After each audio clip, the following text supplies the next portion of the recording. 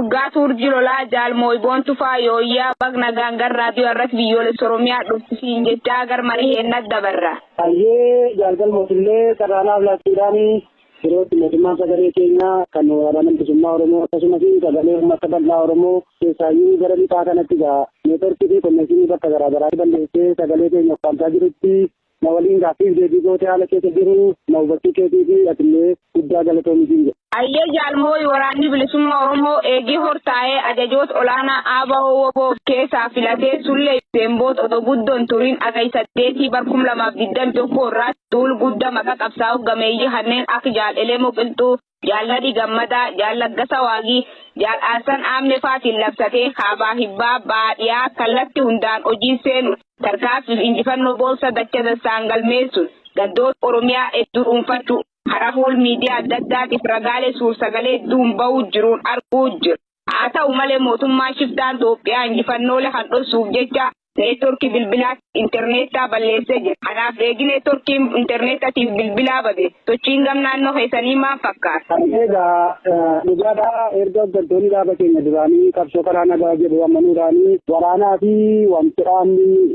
isaanii manni Oromoo irraa abdii qabuu fuudhanii gara biyyaatti galanii kaasee egaa qabsoo karaa nagaatti amanuudhaan gara biyyaatti galanii waggoota lamaa olii fi waraanni bilisummaa Oromoo nuffii tokko malee waamicha irra deddeebiidhaan gochaa ture. Qabsoo Kilayyuu Beetii Eerii Seerrii Gaadichaa kan inni jedhee qabsoo hidhannooti qabsoo hidhannootti amanneeti kunuunsi sanii manaa baanee qabsoo karaa nagaa jennee galuun keenya kun immoo garanuu akka uummata keenya garbummaatti kuffisuu fi ija uummata keenyaa illee balleessu dhibba hundi keenya iyyuu beennaa sanumarraa ka'uudhaan waraanni bilisummaa Oromoo irra deddeebiidhaan kottaa gara dirreetti deebi'a qabsoo karaa nagaa kana haala isaa ilaalamee gaarii miti dirrii miti bilisummaan itti barbaannu hawwii uummata keenyaa guutuu hin dandeenye waan ta'eef kottaa dirreetti deebi'aatiin mutanii jedhee kadhataadha ture waraanni bilisummaa Oromoo akka isaan gara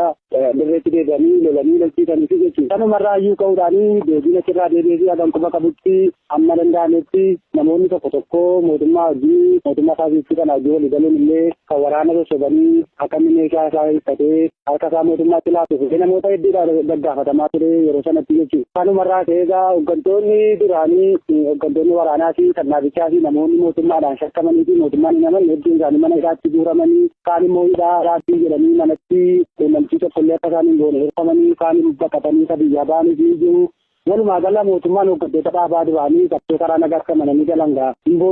booji'amanii sochii tokkollee hojii tokkollee hojjechuu akka hin dandeenye jedhee waraanni bilisummaa Oromoo fi gocha ta'e kana hubachuudhaan